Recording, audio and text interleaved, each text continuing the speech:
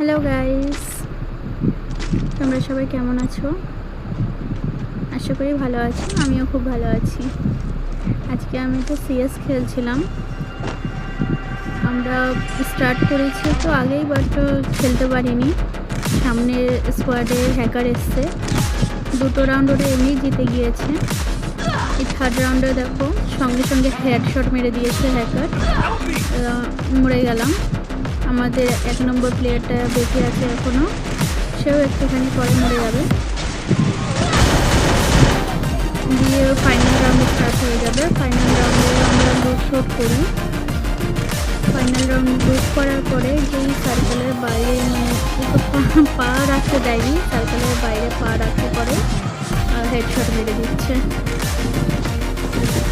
এমন এই লেভেলের হ্যাকার এসছে, মানে শুধু গানটা চেঞ্জ করছে আর দিয়ে আমরা সবাই শেষ হয়ে যাচ্ছি।